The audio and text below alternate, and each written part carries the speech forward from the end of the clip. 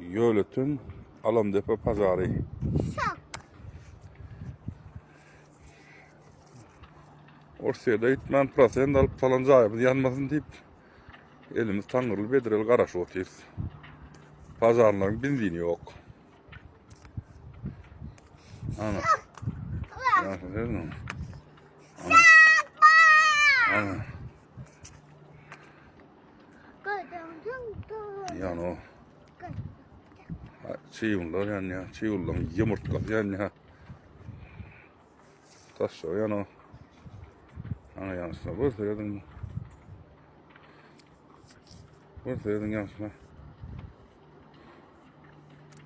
Vursa yadın yansına. Şok.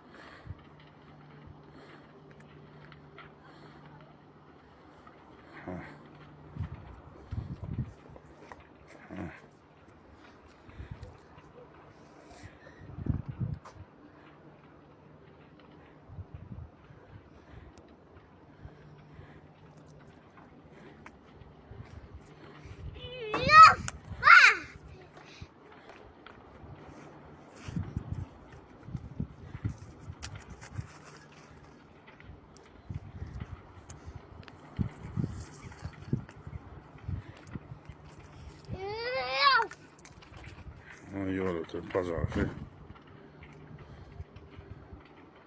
Büyün yanında gelmiyor.